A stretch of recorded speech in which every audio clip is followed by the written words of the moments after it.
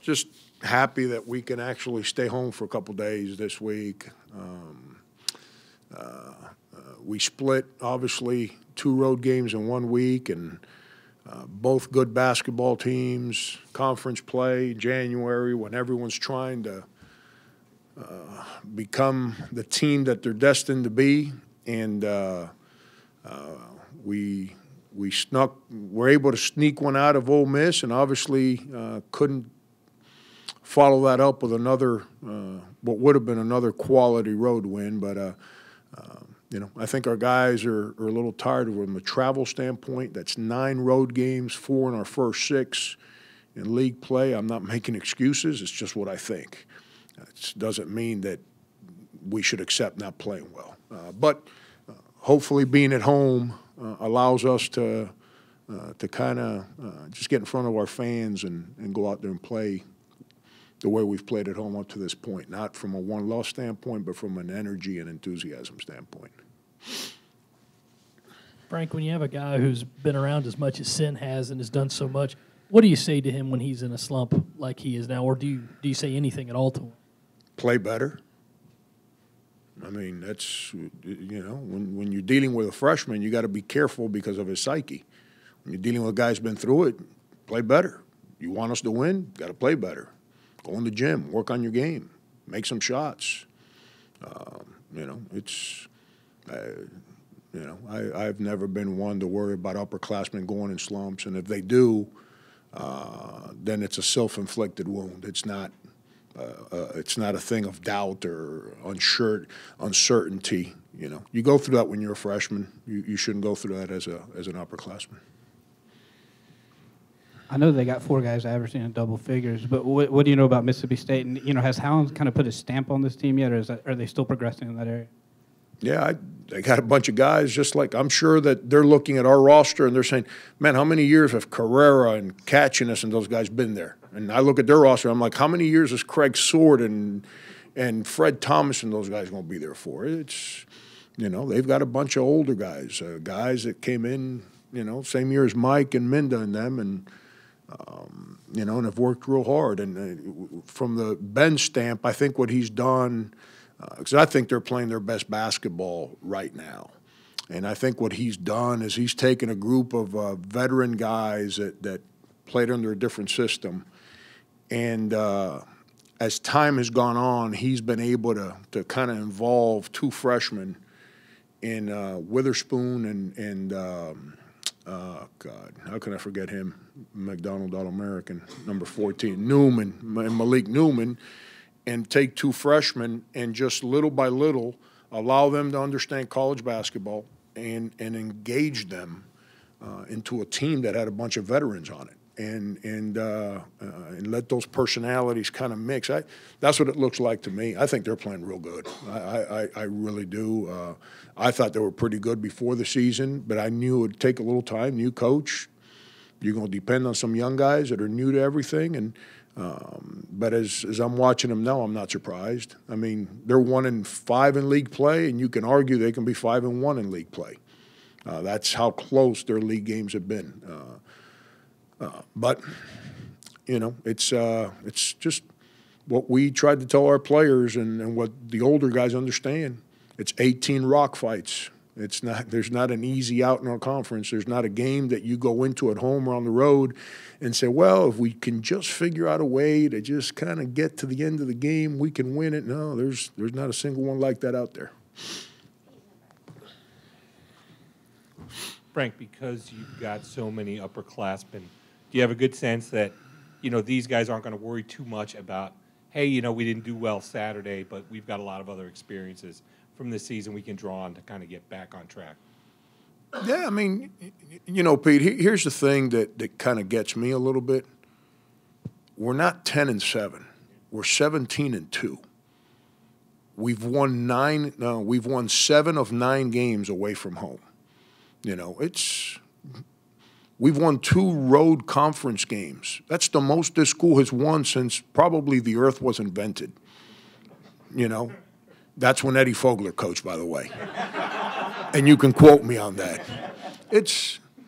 it is what it is. We stunk at Alabama, and they handed us the whooping that we deserved. We went to Tennessee, didn't shoot very good, didn't play very well. But you know what? It's a 6-point game with 2 minutes to play. We're right there against a very. I'm not going to tell you that they're world beaters, but they're not a bad team. They're good, and they're coming off. Rick and I are friends, and Rick told me they were coming off the worst game they had played all year against Vanderbilt. So they got upperclassmen, and they got Rick, and that wasn't going to be accepted. And we got what I thought we were going to get, and a team that came out and got after us. And we just got to stay in the moment, stay who we are, play through our identity that we've created over. 18 of the 19 games we've played this year, and not get wrapped up with we're trying to cross the finish line. I think here's what I think. I think too many people worry about the finish line. The finish line, we can't even see it yet. Us in the locker room, we don't see it yet. That's why that outside noise and all that's irrelevant. We got to be concerned with who we are, and just worry about running the next stride of the race. And then when the end gets you, it gets you. And we'll worry about running through that line when the time comes. Switching gears a little bit, team has shown it has pretty good chemistry. You've got 5 guys from different countries. What kind of challenges has it been, or have there been challenges in one, getting them comfortable here, and to develop the kind of chemistry with that many different backgrounds? Yeah, that's the neat part about this team is. You got kids from Colombia, South Carolina. You got guys from Gabon, from Canada, from Lithuania, from Venezuela, from Washington, D.C., from East St. Louis, and, just all over the place. And watching those guys learn from one another, learn about one another, was great. At our pregame meal in Tennessee, we had a Lithuanian dish prepared. And watching the 2 Lithuanians just light up when they saw a Lithuanian dish on our not pregame meal, on the night before the game meal. Watching them see that Lithuanian dish watching them light up, and then all the other players dying to understand what that food preparation was. It's pretty neat, and I think it goes hand in hand with the fun part about coaching these guys is that they genuinely care about one another. You surprised at all at how well Jamal has played, and did you expect him to be able to do and contribute what he's done so far, being a freshman?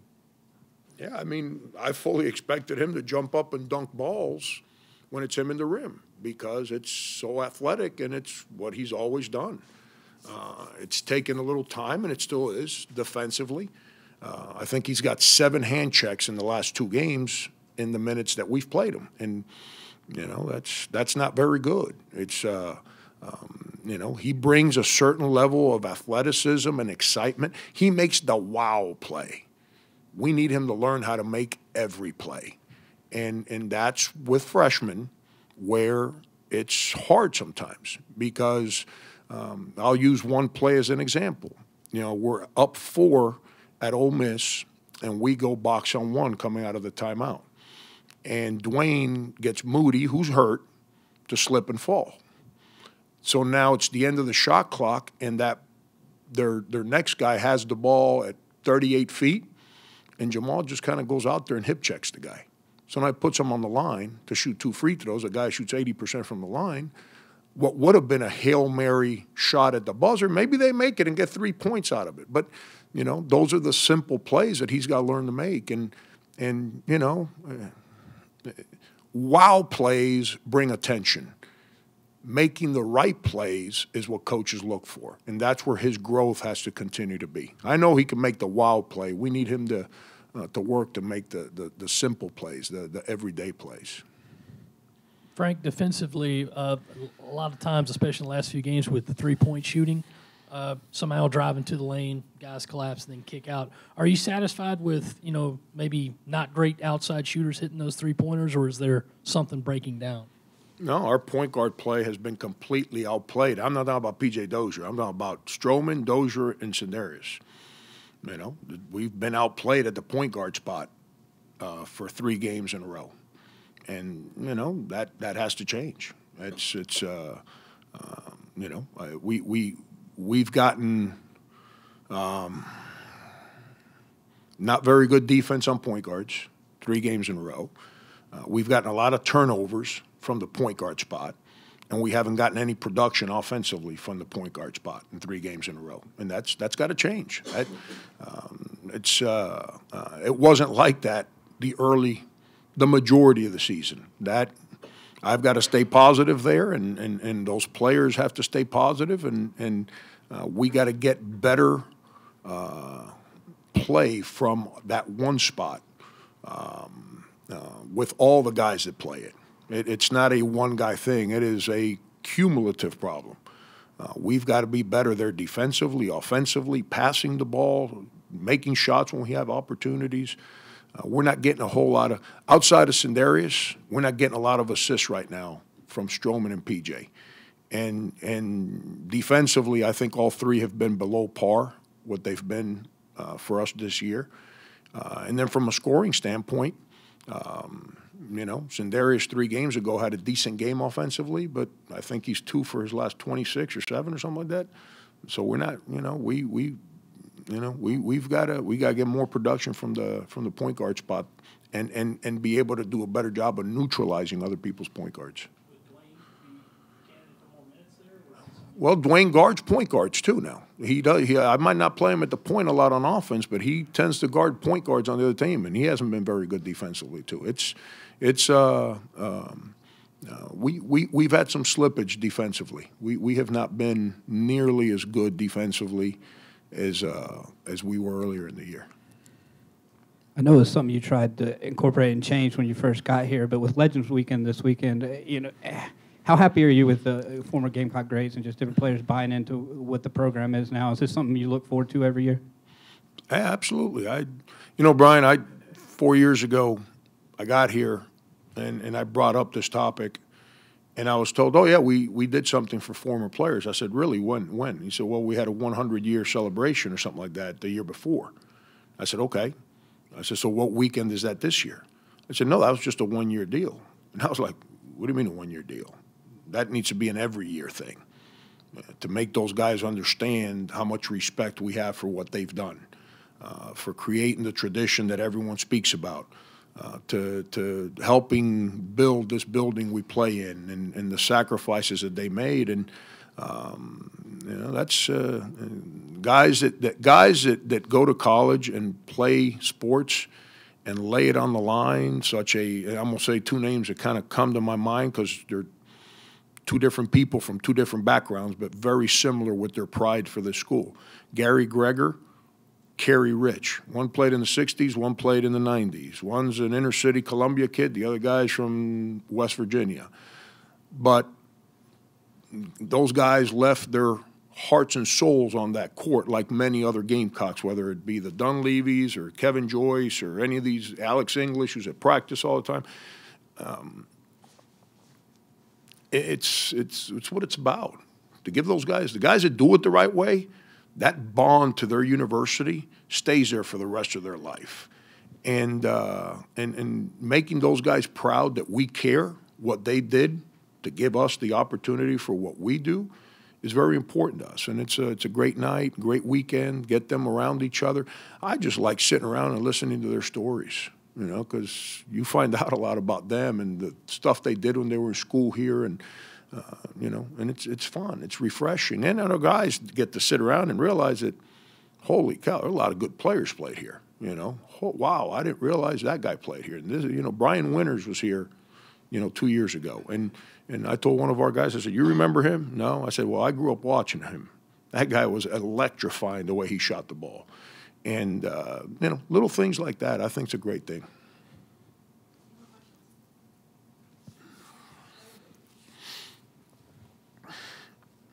Who's he signing with? Me? I've narrowed it to 3. I'll let you know. It's the 473rd ranked left tackle. How the heck do we know that guy can play or not? You see, he started asking a question, And my phone's ringing.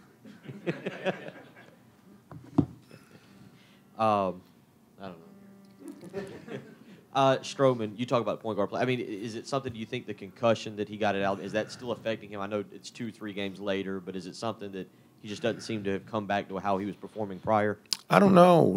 He didn't play well early part of the year. And he came back from Christmas, and I thought he had a great month of October. Then he didn't play well mid-November till mid-December for that month.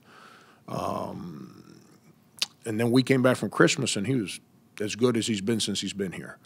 And I thought his game was his practices were starting to translate into success in games and some of the things that he did to help us. And he's kind of been a shell the last 2 games. We need him to play better. No surprise that PJ started the year real well. That's because Marcus and him had some unbelievable practices early in the year. And then Stroh kind of tailed off, and PJ kind of tailed off. And then, Stroh comes back from Christmas and plays his tail off in practice. So now he's playing. So PJ goes out against Memphis and the 2 games that come to mind, Memphis and Vanderbilt, and has great moments in those games. And, matches up against Wade Baldwin and does real good. Well, that's because that's the engagement that him and Stroman have had in practice against each other. But since he got back from the concussion, he's kind of reverted back to mid-November, and he's such a quiet kid that it's hard to get him to express himself, to figure out what's going on inside his head, And I know he cares. I know he loves his school. I know he loves to compete. I know he's loyal. I know he's about the right things. But we need him to play better. All 3 of those guys. I'm not trying to throw them under the bus. Heck, I got to coach better. I got to do a better job of reaching those guys so they can perform better. But we've played pretty good basketball for 18 of 19 games. We need those 3 guys to play more consistent to who they've been the majority of the season. Frank, you've talked several times before about Mike's passion for the game. Has there ever been one time in the past 4 years that you've sensed any quit or give up in him? No, he's like all kids. They go through periods where you don't allow them to. I shouldn't say you don't allow them to. You can't prevent people from doing things. People are going to do what they want to do. But you're trying to educate them as to what behaviors to not engage in and what actions not to do, and if they're different to what he's done in the past, it becomes uncomfortable for a little while. So he's had moments of frustration from that standpoint, but no, as far as his I can't recall. He's had bad moments in practice when you guys aren't around, like everyone does. But I don't think I've ever been around a guy that's as juiced up and enthused for every single game he's ever put on a uniform. And you hear me, and whether I've asked him, like everyone's asked me 100 questions this year about Dwayne coming in off the bench. No one asked me that last year when I was bringing Mike in off the bench. And he is as engaged, as enthused about playing as anyone I've ever been around. And, when you hear – I like to say this a lot, and I say it to our team a lot. If you can't be excited about doing your job, whatever that is, 31 times out of 365 times a year, that means you're going to grow up to be a pretty sorry man. Mike has been engaged 31 times a year for 3 years in a row, and 19 so far this year. It's, his passion for life, his passion for our team, is kind of what we've tried to build our program on, and it's he and I have had our bumps in the road, just like I have it with my 16-year-old at home. It's just part of life. It's when 2 people love each other, I get a kick out of that. Oh, he's in the doghouse, really? Then all of us that are married, do we just have doghouses at home when you have disagreements with the people that we love at home? It's part of the deal. It's part of the deal. That's the beauty of when you really create a bond and love, is that when you deal with the difficult moments, You don't have two people that walk away from each other. You have two people that communicate and figure out a way how to get better at their relationship. And that's been the beautiful thing about Mike. But like I've told them 100 times, if I got to go across the street and I got to fight 100 dudes, I'm not looking over my shoulder. I know that dude's standing right next to me, and I'm ready to go. And that's what he's about. And he's been awesome to be around. And I hope for those seniors that we can finish this year off the right way, because it's what they deserve. They've worked their hearts out and believed in our program.